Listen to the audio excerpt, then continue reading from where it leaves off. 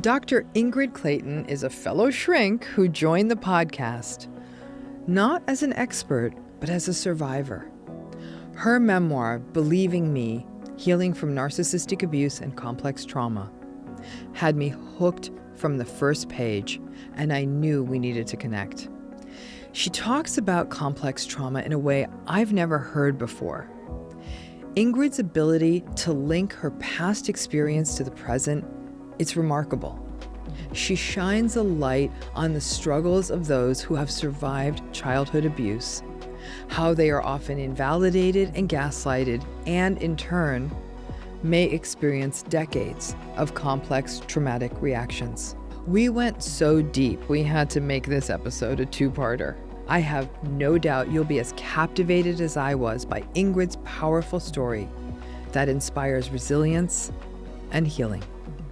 This podcast should not be used as a substitute for medical or mental health advice. Individuals are advised to seek independent medical advice, counseling, and/or therapy from a healthcare professional with respect to any medical condition, mental health issue, or health inquiry, including matters discussed on this podcast. This episode discusses abuse, as well as descriptions of childhood abuse, which may be triggering to some people. Please use discretion when listening. The views and opinions expressed are solely those of the podcast author or individuals participating in the podcast and do not represent the opinions of Red Table Talk Productions, iHeartMedia, or their employees. Gaslighting doesn't just make you question the event itself. It makes you question everything. Correct. And when I think about that, when you sort of go, wow, how we minimize this psychological and emotional abuse as though it's not that damaging. It's like he went into my psyche and extracted pieces of me that I, to this day, feel like I will never get back. Growing up with a toxic, narcissistically abusive parent is like living with unexploded bombs. You never know what will set them off, and children in these homes tiptoe through their childhoods.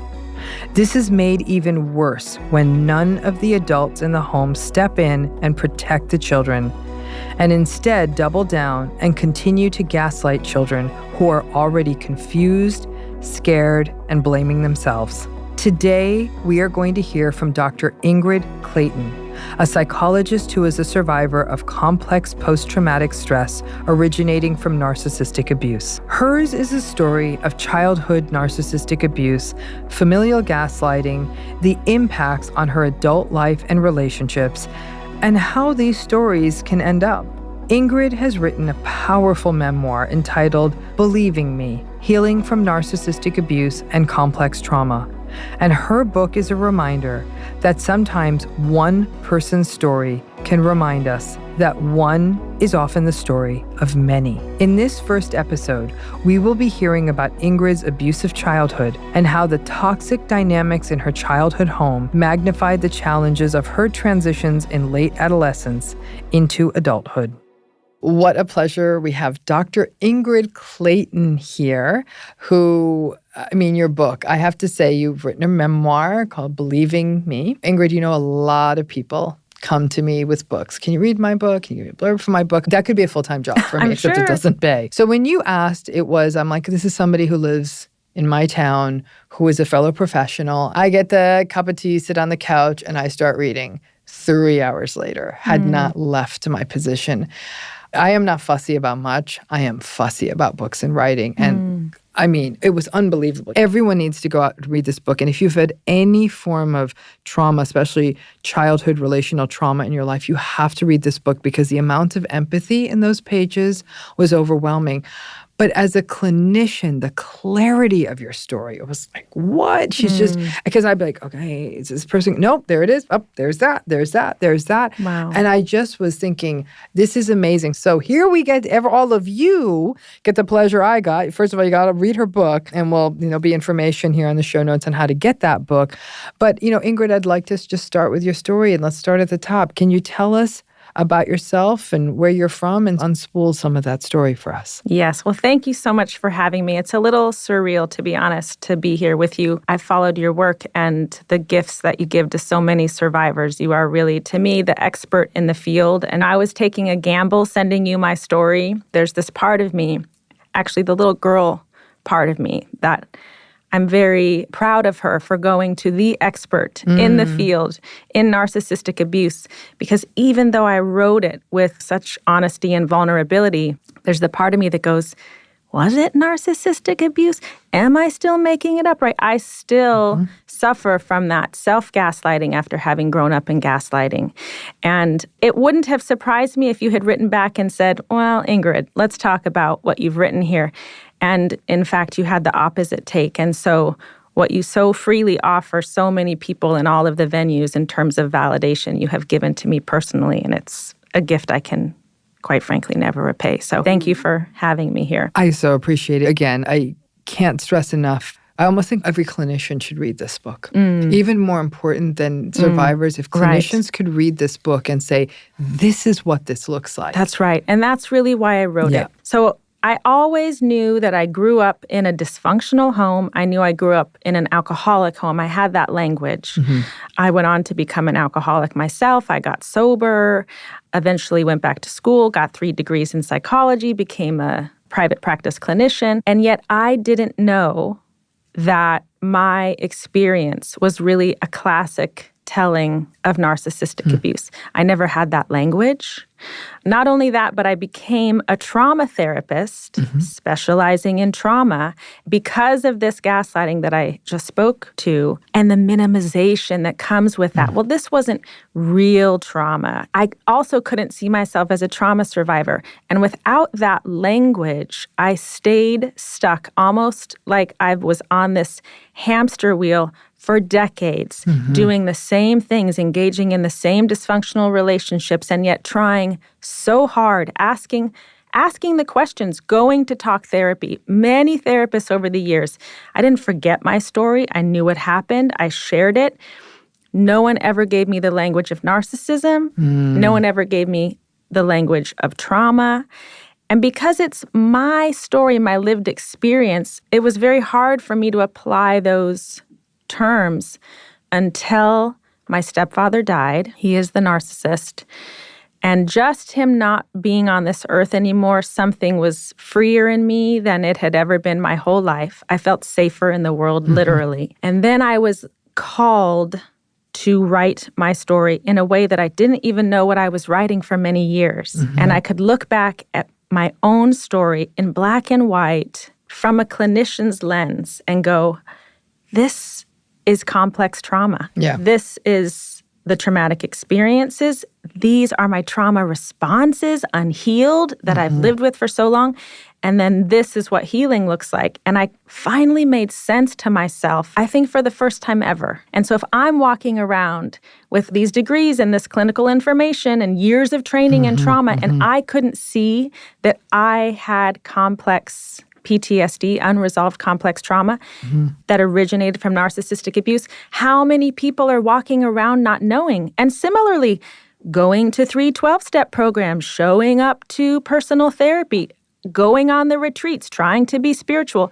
I did all the things, I did all the things, and none of them gave me this lens and this language to help me finally feel like I'm not broken. Right. I love how you position that I have complex trauma that originated from narcissistic abuse. That's actually more elegantly put than I've heard anyone ever say it before. That's what's getting sort of missed, is that becomes the origination point, that the narcissistic dynamics are what drives the complex trauma. And it is the upside downness, the confusion. And not only can't you not escape physically, you can't escape mentally. And that it's not viewed as trauma. It's often viewed as, well, this is just how relationships are, and families are complicated. That's right. And that's what a lot of people face. And so once you give language to it, you can start, again, lifting that self-blame, seeing it more clearly. It's not an instant heal, but it allows you to lift your head long enough to do the work. So can you then, for listeners, lay out the story? Just sort of, I know it's a complicated story, and obviously the details, we really do need to read the book, but starting with how your mother and father, your early childhood, your mother and father divorced, and that led to your mom remarrying and then your stepdad. If you could just lay out that story for us, what those experiences were like. And as you also highlighted that you grew up in an alcoholic household and how all that played a role in this. So I was about 12, maybe 11, I guess, when my parents divorced. And pretty immediately after they split, my mom was living with Randy, who is my stepdad. And he had been in my life my whole life because he was my dad's best friend. I mean, that's how they knew each other. So I had some familiarity with him. But the way that I experienced it is that almost when he moved in, even though my mom was there and she was still present, it was as though I saw her step into his shadow, where she didn't say something unless he had already endorsed it or said it before. It was almost like I could see her body moving only when she had permission by him to move it. I literally lost my mom to this man, even when she was standing 3 feet in front of me. And so that was so painful and so confusing. And then couple that with their alcoholism, daily drinkers, and just the instability and confusion around that. I knew that something was off. I knew that something was wrong. I thought really it was related to the drugs and alcohol. And so I became this detective. I would look, where are things hidden and what else do I not know? And I was constantly trying to figure things out. Now I know it's hypervigilance. And so I was trying to seek safety through a sense of knowing what was going on. There was not enough information to gather. I could feel that there were lies and secrets and sort of smoke screens. I felt like, I know my stepdad has a colored past, but I'd only get little bits and pieces dropped in. And one of the stories I share in the book is that this man called our house one night. My parents were at the bar, and I answered the phone, and I hear, "Is Ben Weber there?" Like a kid making a crank phone call. And I was like, well, no, you must have the wrong number. "Is Ben Weber there?" It was so creepy. And I was like, you have the wrong number. And then he went into a normal voice and he said, "How about Randy? Is he there?" And I was like, whoa, what is going on? So the next morning I say to my stepdad, this creepy guy called. Then he asked for you, and he said to ask you who Ben Weber is. And as though we were talking about just the most normal thing, he said, "Oh, well, when I took John to Florida," which is his youngest son, and by took him to Florida, it means he abducted his own son when he was 4 years old and lived under this assumed name of Ben Weber for almost 3 years.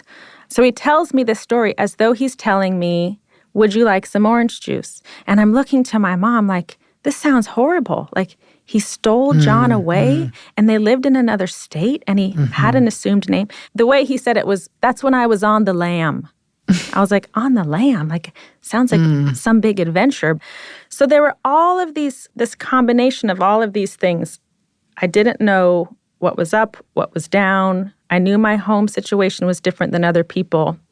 And then I started to feel what I now have the language for. I did not have the language for then, which was this grooming behavior of just flirtatiousness and really, I see you and you're such a talented singer, and really propping me up in these ways that were really important to me and that really mattered.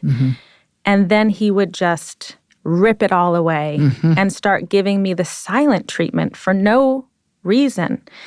And I didn't even have the language of the silent treatment. I was just like, why? It's like I don't exist in my own home. I literally felt like a ghost. It was so lonely. And we lived in the mountains in the middle kind of nowhere in Colorado. So it's like you're out in the middle of nowhere. You don't even exist in your own home.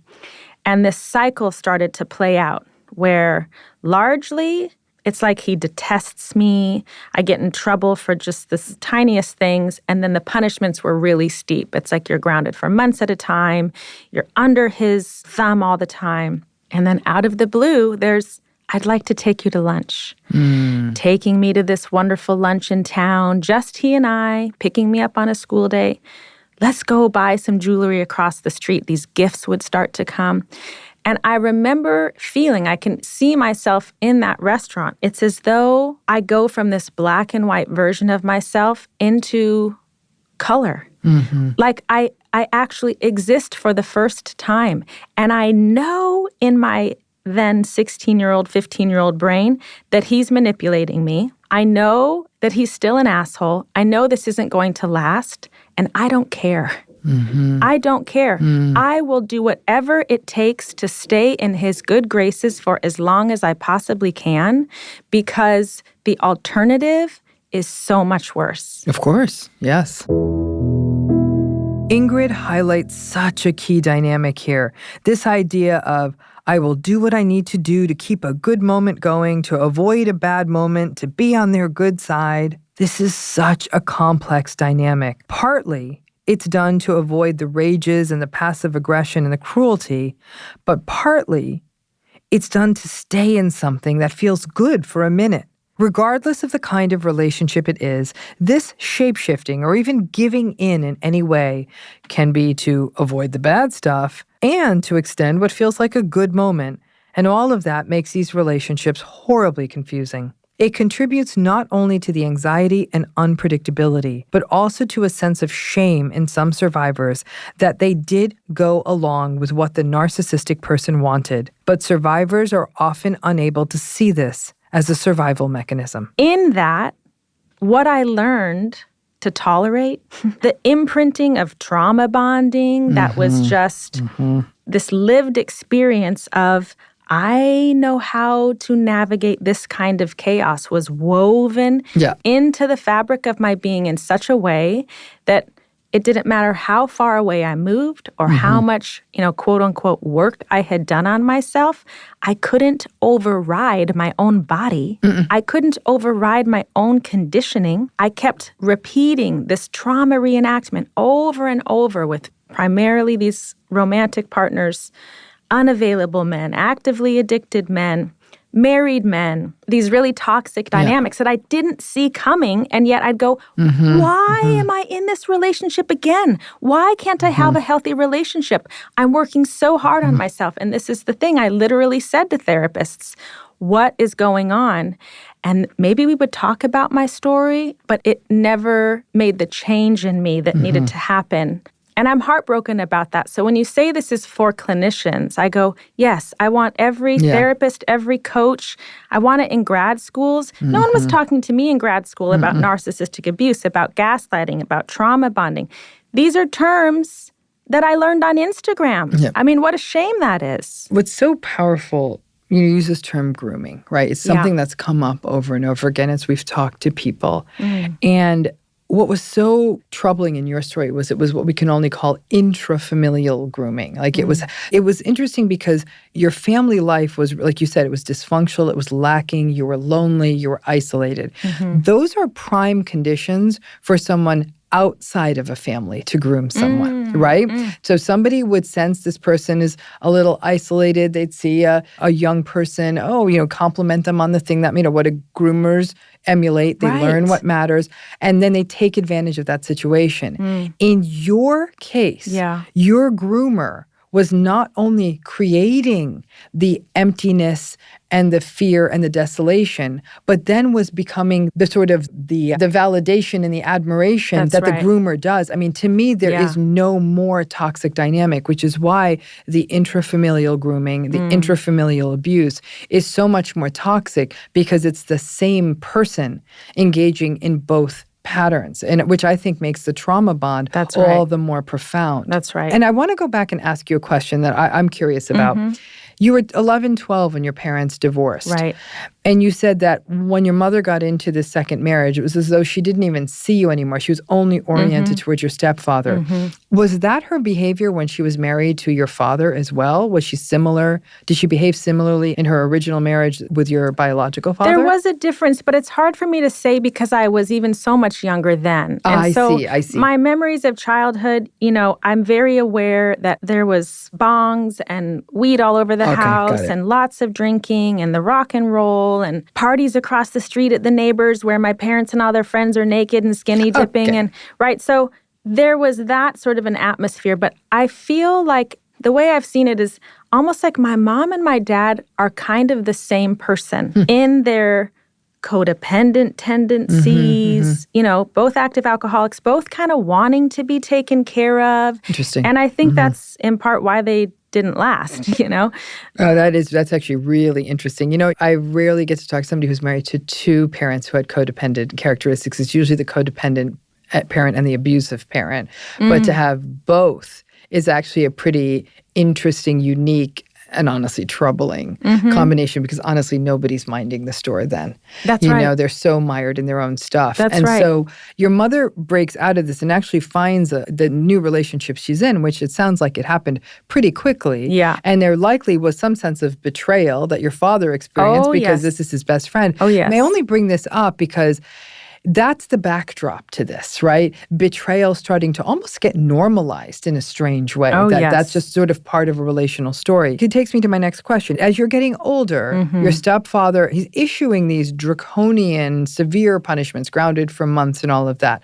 Where is your mother in all of this? Because you're her biological child. Right, that's right. And you would think that there'd be some primacy in that. And yet he is coming in and taking in this rather severe role. Where is she in all this? Is she just signing off on this? Is she saying nothing? Like, what was her function She says in all nothing. this? She says nothing. She's largely not there for these conversations. If she's there, she's so far in the background. Understood. I mean, we just know that she doesn't have a voice. So at a certain point, I stop looking over to her to get eye contact and go, are you tracking this? Because I know it's pointless. Got it. Yeah. Right there, though, I'm looking at her to get eye contact to see if she's tracking it. That loss of a mirror. That idea that there's somebody else there, because we know that when people are experiencing narcissistic abuse and invalidation and these patterns in the family, sometimes it just takes one pair of eyes on you, even if they're not empowered enough to intervene. But that mirror, that you're valid, I see you, I see what's happening, is actually can be really restorative for people. You didn't have that. And I don't think that's an uncommon experience for survivors. Well, of this. I had it maybe once every, I don't know how many years. I would see a glimpse. She would say, we got to get out of here. And I'd say, interesting. Yes, let's do this. We can do this. And it would last, for 45 minutes. And then the next day it's like, no, that was a ridiculous idea. So I had these glimpses that she was in there, which I think in a way is what endeared me. It was like the tiniest bit of connection. It was enough for me to feel connected to her, that I knew that she was under a spell. Right. And I just kept waiting, like, when is she going to come out of this? What's troubling is that you now know you're calling it a spell, right? She didn't do the work. She didn't go into therapy, but she's also a parent. And I guess I have to own my own stuff here in that I get really angry because I feel like once parenthood enters a person's life, there is a level of responsibility. It's like you need to figure your stuff out because this is how the intergenerational cycles persist. My session with Ingrid will continue after this break. So time is going on. He's going back and forth. You're a great singer. You're a special person. Let's go to lunch. And then loneliness, desolation, rage, punishments, back and forth. You nailed it, Ingrid. That's the trauma bond. That's where it begins. But it seems like things then started to escalate. And in your book, you talk about a trip. Could you share that? Because I think that was a real turning point in the story. Yeah. So my mom, who rarely traveled alone and really had a life outside of their relationship, her father, my grandfather, became really ill, and she had to leave and go and be with them to help out. So for the first time maybe ever, we were really in the house without her. And this is pre-cell phones and constant contact with folks. She was gone. She was out of the house. So one night, my stepdad comes back to my room, like a Wednesday, random Wednesday, and he's standing in my doorframe and he says, hey, how do you like to go to Vegas? I don't even know what he's talking about. Like, he knows I want to be a musician. Sure, maybe I want to go to New York, LA. Okay, Vegas. And so I just said, yeah, I'd like to go there someday. And he goes, no, this weekend. Do you want to go to Vegas this weekend? And I was like, what are you talking about? He goes, well, obviously, as a singer, you want to witness that sort of professionalism. And he was also a musician, pianist, singer, so he really used that as a way to connect with me. And I was like, what are you talking about? He goes, listen, A friend of mine gave me free tickets. It's no big deal. If you don't want to go, I'll take John. And John is his biological son, the golden child, the one that always gets everything when my brother Josh and I seem to get the breadcrumbs. So I'm like, well, I don't want him to take John. I want to go. But he said, but you can't tell anyone about it. The boys will be jealous. I can only take one of you. But again, if you don't want to go. So I was like, I could just feel the bind. Keeping secrets is such a classical part of all kinds of abusive family systems. It is one of the many mechanisms by which a bond with an abuser evolves. Here, he is asking Ingrid to keep a secret from her brothers, and asking her to keep secrets becomes one more way to not only groom her, but also control her. And yet again, like I said, sitting at that table at the restaurant, when you go from being iced out to not literally existing in your own home, to now somebody wants to take you on a trip. Yeah. Mm-hmm. There's no not going. Right. There's no not going. And so I said, okay. And he's like, great, pack your bags, leave them hidden. I'll come back and get the luggage tomorrow after I've dropped you all at school. So he leaves, and I am just pins and needles. I'm like, what does one bring to Vegas? I'm like, I know nothing about this, but there is this excitement. There is this like, I wonder what could happen in Vegas, And I pack, I try to go to bed, I can't sleep. This adrenaline is coursing through me. There's fear. So I pick up the phone. And again, this is pre-cell phones, right? So you have one landline for a house. And I knew that there were times that he would be listening on the other end when I was on the phone. So I'm terrified that he's going to know that I'm on the phone. He's going to pick it up and hear it. But I call his eldest son, who doesn't live with us but lives nearby. And I say, Sean, Dad wants to take me to Vegas this weekend and not tell anyone about it. And he's like, that son of a bitch. Like, he knew who his dad was. And so we were talking about the reality. We weren't sugarcoating it. But at the same time, we're both caught in that maybe it is just a fun trip. And maybe he doesn't want the boys to be jealous. And it's almost like when you're so used to just living for these moments, you go, I'm just going to take it and hope that I get through unscathed. And so we just sort of joined in that thinking, except he said, I'm going to get you the phone number of some people in Vegas, some friends of his, so that I had someone locally to call. And he said, I don't care if it's the middle of the night. If you call me, I will get in the car from Colorado and I will drive to come and get you. So I was like, okay, all right, I'm going to do this thing. And so are we really going to do this? I don't know. And we were sitting on the plane when he said, listen, this trip is costing me a fortune. So I only got us one hotel room. And I can feel, even in this moment, the seatbelt just strapping me in, And I was like, okay. And so suddenly I'm thinking about Ben Weber and taking John away for almost 3 years. And this other story that I know about him, where his second wife, because my mom was his third, I knew that she was really young, and I think she was about my age, and he was older when they got married. And I'm going, Vegas and marriage and on the lam and all these things. And I'm going, this trip cost you a fortune. You told me you got free tickets, right? So his lies are already not matching up.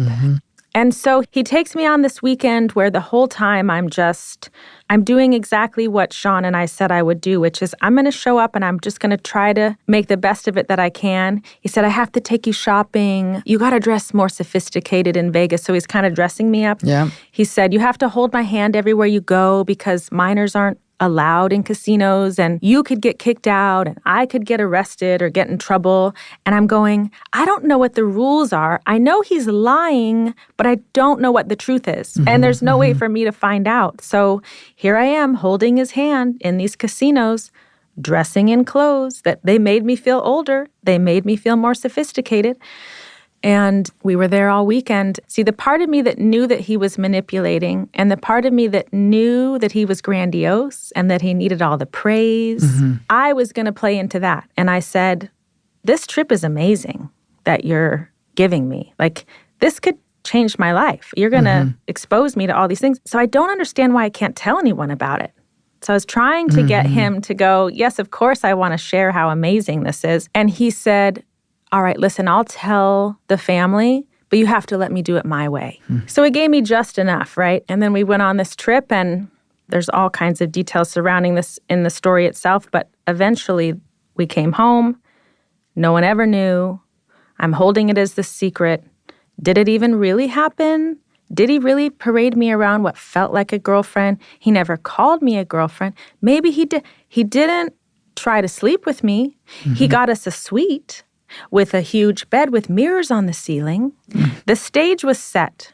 The stage was set, and I could feel it. But essentially, he didn't physically assault me that weekend. And in my mind, it went, if he didn't physically assault me, was it really that bad? I mean, he took me to Vegas. What's the big deal? And so here's where these, mixed messages and experiences are sort of lodged in my brain, where I don't know what end is up. I don't know what's mostly true. I know what I felt. I know the terror in my body. I know I didn't feel safe. My intuition is that he didn't want to assault me. He wanted me to want him. And if he gave me enough and set the stage in this way, I just might. And that was never in a million years going to happen. And so when it didn't, it would flip again, where I don't exist. You're dead to me. He couldn't tolerate that I didn't see him that way and give him all the praise and the glory and the love that he wanted me to.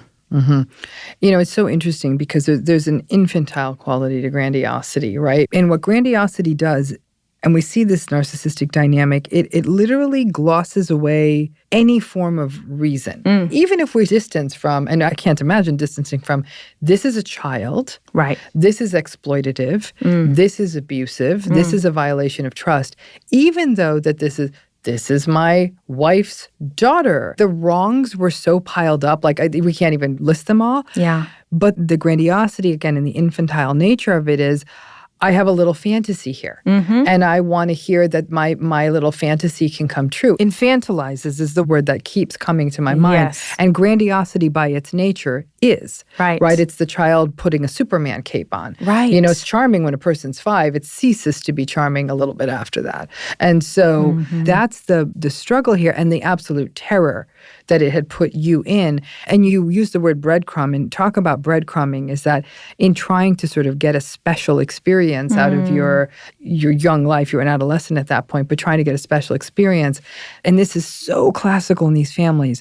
You have to endure so much discomfort. That's right. Just to pull a tiny bit of what we even think could be joy. Right. And it wasn't even joyful. That's you right. were in this absolutely tense, clenched experience. Yes. But it's as though, at least this is the only way I could see something new or something different or get exposed to music. This part of your book was so affecting for me when I read the part in Vegas, because I felt myself clenching up. I'm like, this son of a bitch is going to harm her, and the rage that's boiling up in me. So I'm feeling that tension as a reader. And then when I put that part of the book down, I thought, what this 16-year-old girl felt being brought into the setting, thinking, there is only one thing that's going to happen here. That's right. And I don't even know what to do about it. The terror, and that this is what these are, childhoods of terror. That's right. Even though he did not physically assault you, you were being assaulted. Every sense in your body That's right. was being assaulted. That's right. The fear.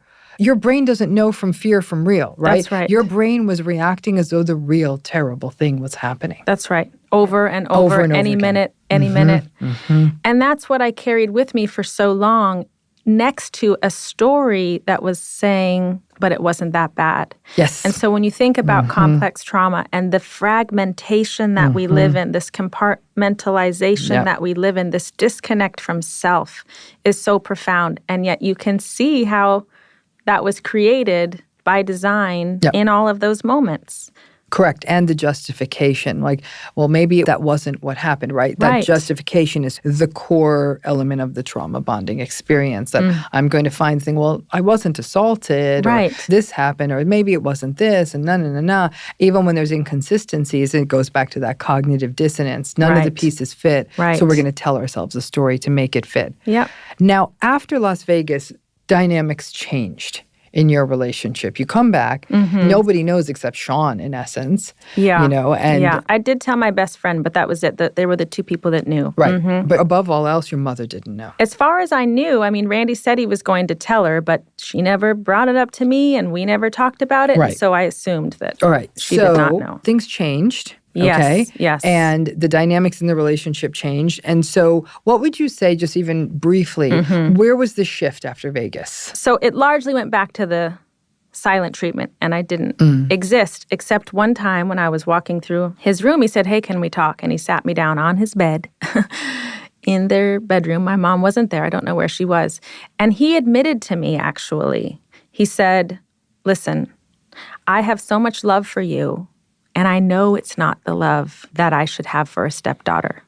And when I am feeling that love and I want to give you the world, it's when I treat you whatever." Like, he was basically laying out, I know exactly what I'm doing and when I'm doing it, and then the guilt gets too big and I have to shut it down. And I basically have to give you the silent treatment. And I'm sitting there, it's such a weird experience because I'm like, he knows that this is what he's doing? It didn't occur to me that he could say it so succinctly, that he had that much consciousness around it. And in the consciousness, there's a little bit of hope. I'm like, is he telling me that he's going to go and get some help and figure this out? Yeah. And he doesn't, in fact, do that.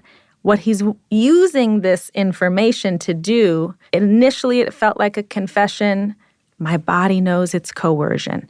I want you to see how much I suffer in my love for you. And I said to him, I am glad that you're talking about it.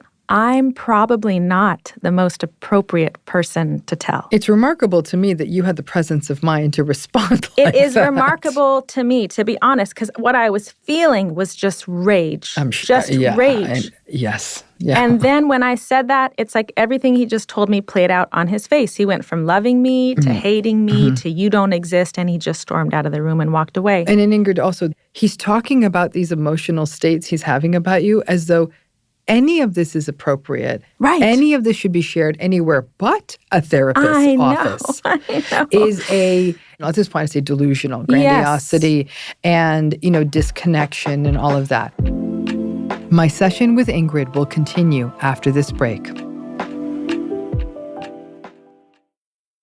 So at some point, you're going through adolescence, you graduate from high school, okay?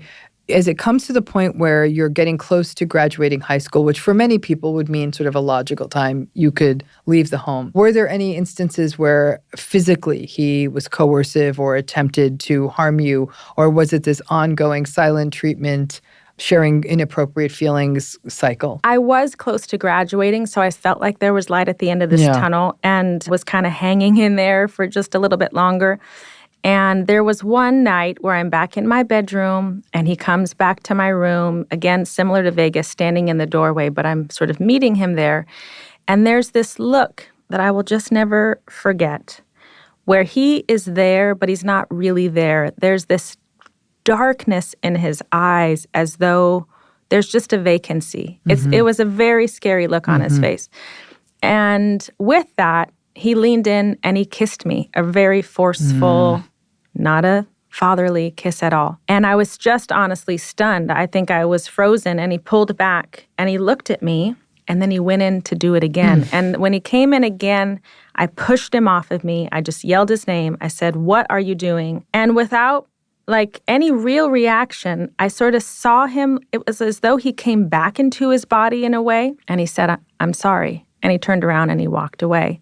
And we never talked about it again. But I did eventually tell the story about Vegas and his confession and this kiss to the counselor at school. And she finally said, "Ingrid, this is a problem and we have to call social services." And honestly, it felt like she knew she knew the whole story. She knew I didn't have bruises. She knew that he didn't physically assault me in that hotel room.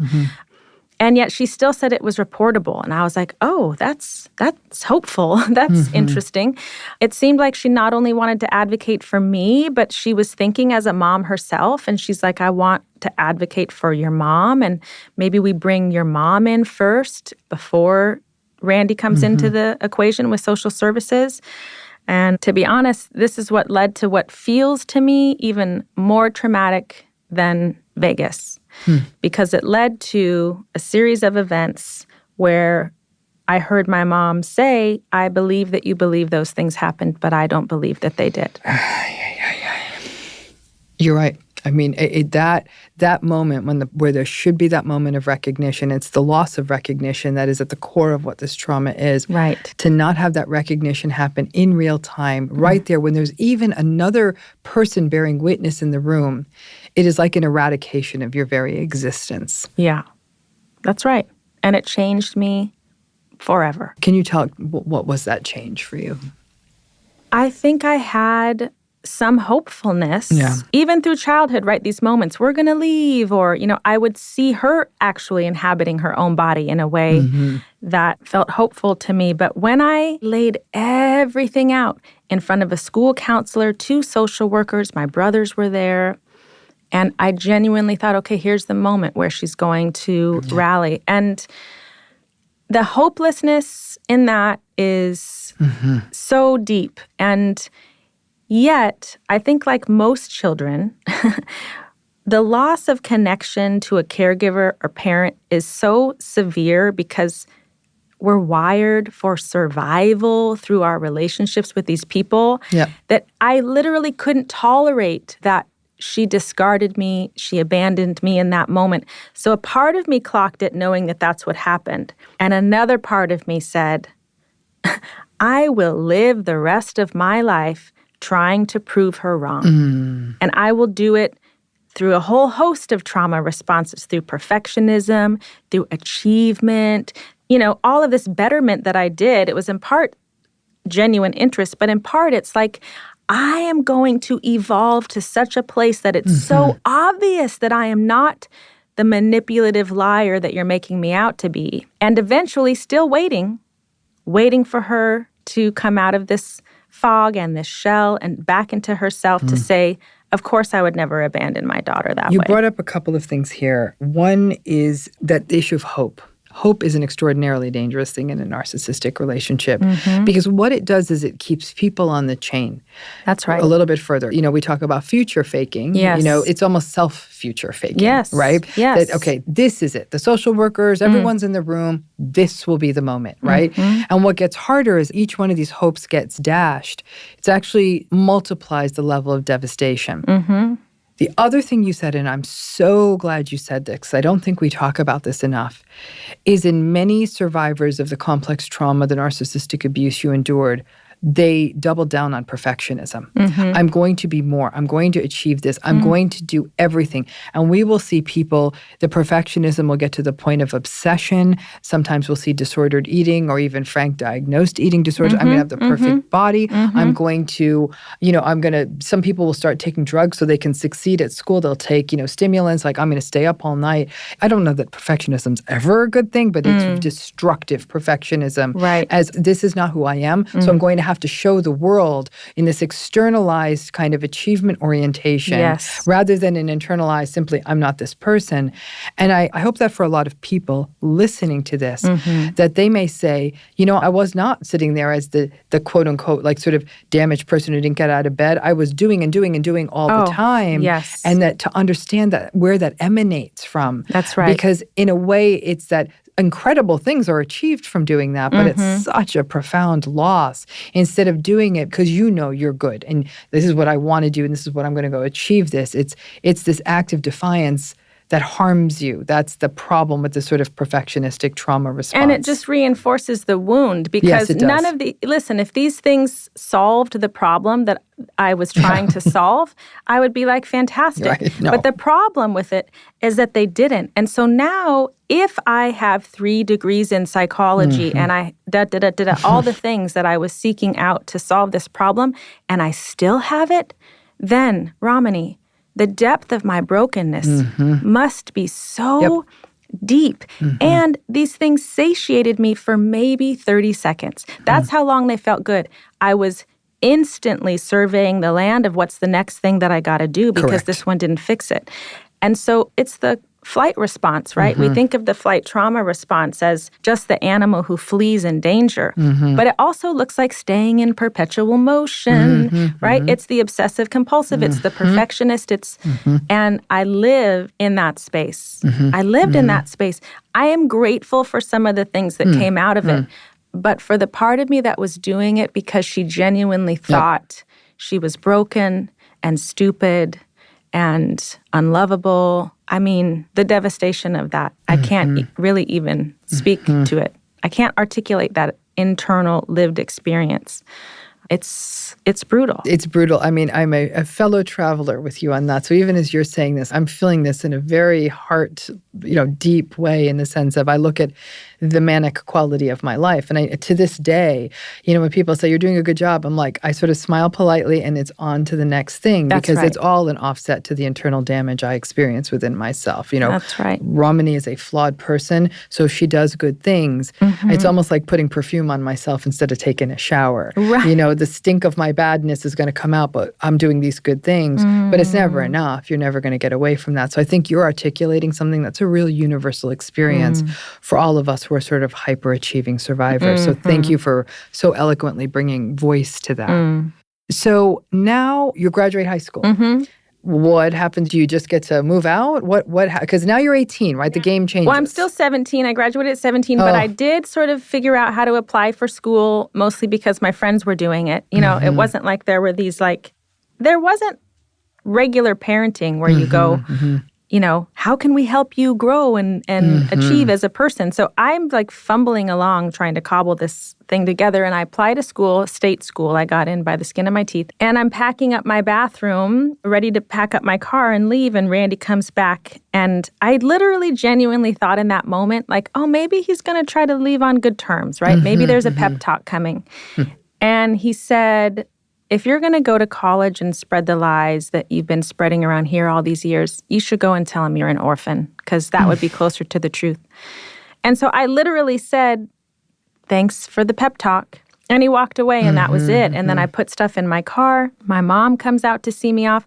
She's experiencing the empty nest sadness. Oh, my goodness, my daughter's leaving, and she's crying. And did you say goodbye to Randy? And I'm like, yeah, we said goodbye, And I got in the car and I drove away. And there was this real feeling that I had not only then, but many other times in my life where it's like, there's going to be a clean slate. There's going to be I get to start over. I get to show up, maybe be in a normal environment. I'm going to rebuild myself essentially from the ground up. As Ingrid leaves for college, there are two things that arise in this sequence. First, there is that infernal hope that characterizes these traumatizing, narcissistic family systems. The hope that her stepfather was genuinely going to come and say goodbye and wish her well. Then her mother having this superficial sort of empty nest reaction. The same mother who denied her experience of abuse in front of a social worker. It was an absolute disconnect, as though her mother was playing the role of mother in a play or something like that. But she really wasn't invested in what motherhood meant. In narcissistic family systems, the children exist to serve parental needs, be what the parents want, or literally simply serve as props in the parents' picture. And what I ultimately experienced over and over and over again is that cliche thing that I brought myself with me. I brought my conditioning with me. I brought my low self-worth, my inability to trust myself. This is the thing I say that I didn't quite understand for a long time, that gaslighting doesn't just make you question the event itself. It makes you question everything. Correct. And when I think about that, when you sort of go, wow, how we minimize this psychological and emotional abuse as though it's not that damaging. It's like he went into my psyche and extracted pieces of me that I, to this day, feel like I will never get back. And so that's who I brought with me to college, trying to show up in these dorms with other kids and these fresh faces. And I'm going to get a pretty duvet. That's a nice idea. Yeah. But all the while, I don't want to get out of bed in the morning. My alcoholism is taking off full speed. I do not have the skills to cope, not just with these external expectations of like, I didn't learn how to study. I didn't know how, right? So I'm just literally cobbling it together and only stayed for a year because I didn't have more money to keep going to school. I wasn't going to take out loans. I wasn't really there to learn. I was trying to be a normal girl in the world. Yeah. And so then if I feel like I couldn't cut it there, what am I going to do now? You know, so just a series of events that eventually I moved to New York when I was 19 because now I'm going to take back that other thing that I thought he stole from me, which was a connection to my love of music and to my voice as a singer. And I'm going to go and do that. I always find it fascinating when survivors of narcissistic abuse go on to pursue their artistry, music, dance, acting, visual art, writing. These types of family systems steal a person's voice. And being an artist of any kind is such a pure expression of taking back that voice again and having it be seen, read, or heard by the world. I always say instead of moving to New York to be a rock star, I got sober instead. Like that's basically what happened. I just fell on my face. But that brought me to this really loving community of people that I eventually sort of stumbled into that started to give me that experience of being seen and even being seen in my time of need and brokenness in a way that I was like, what is happening? And I couldn't really tolerate it, to be honest. And so my body knew it was there, knew that it needed it, like life or death needed it. But I ended up going to a different meeting every single day. Different 12-step meeting. Different 12-step meetings every day because I didn't want you to recognize me and try to have a conversation. It felt too threatening. But I needed to go and I needed to show up. So I'm just like in that directory every day, like the options are getting thin, right? It's like, oh, I'm going to a different meeting every day for 90 days. I went to a different meeting until I finally found one that I was like, I feel safe enough. I think I can come back. And I kept coming back and stayed there my whole first year. And it was foundational. Like I said, it got me sober, but it really gave me this sense of a family that I was always seeking. Yes. In a way that was profound. I'm so grateful for that. What it is, too, is that I didn't want to be seen. I'd keep going to different meetings. It's that how intimacy gets to be such a co-opted space when we experience narcissistic abuse, especially early in life. And in your case, it was even more so because intimacy became a sullied space, right? Intimacy then was then sort of embedded, as it were, into an inappropriate sharing of emotion and a feeling. You didn't see a normalized intimacy either between your own your biological parents or your mother and your stepfather, and any sort of sharing of it was in this inappropriate way. So how could intimacy in any form be safe for you? So the going to the 90 different meetings actually really speaks to, that again, what is a trauma survivor's, sort of quest? It's safety. Where am I safe? The other thing, and maybe you can speak to this, I'm very surprised at how people are responding to this element of what I wrote in the book because I thought it was personal to me. I thought a lot of this was just personal to me. So I'm very surprised at how common of a story this is. But one of the reasons I didn't go back to the same meeting twice for so long is I knew that I couldn't stop drinking. And okay, maybe we have that shared experience. But I really believed, and this is the word that I used to myself, that I was evil. And I thought, I need you so desperately to save my life. But if you really know me, that's right, you're going to know that I'm evil. And so I really thought about it when I was writing the book. I was like, Ingrid, are you really going to use that word? Like, isn't it being a little dramatic? And I was like, that is what I felt, and that's what I'm going to write. And how many people have reached out and said, I thought I was the only one that felt that way, that I was evil, because everything that was evil about my stepdad, it's like he implanted it in me. And then my mom said, yes, that's where the evil lives. It lives in you. And it wasn't the whole of me. It's never been the whole of me. But a part of me said, maybe they're right. Again, that sentiment, and I was so glad you had written it that way, because there's not a survivor I've ever worked with clinically who hasn't uttered that sentence once. Gosh, that's baffling. I must be, is Dr. Ramani, is it me? I feel like maybe I'm the evil one. And I mean, like you, just bright light walking through the world. And I'm thinking, evil. Yeah. And yet, then the fact that they uttered it, like that's even, like you said, it's not the all of them. And they certainly weren't walking around the world with the sense that they're evil, but that there was even a part of them. And like you said, it's almost like this parasite that gets implanted in you. That's what it felt like. That's such a great word. As a result of these kinds of experiences. Here are my takeaways from part 1 of Ingrid's story. First, achievement and perfectionism are not uncommon fallouts of childhood narcissistic abuse and are often missed because who is going to pathologize a high-achieving child or adolescent? It's not unusual for survivors to put their head down or disprove the family rhetoric that the targeted child is a liar or too sensitive or manipulative.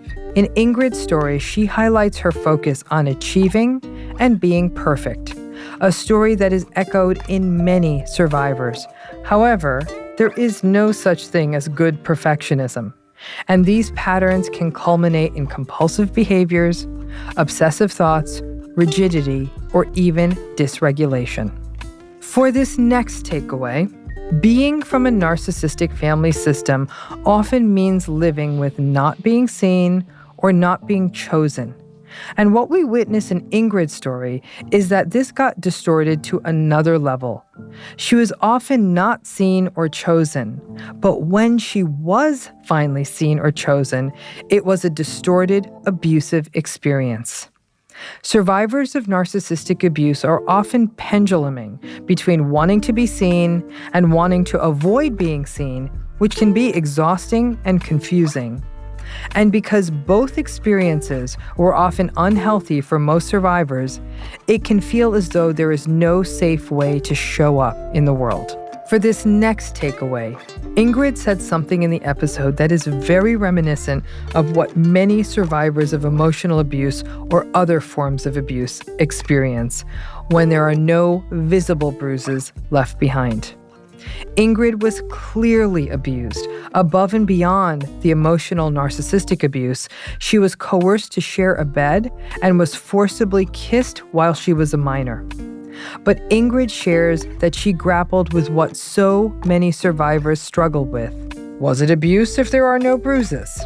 If the bruises of emotional abuse showed up on a person's face or body, they would be rushed to the hospital immediately, no questions asked.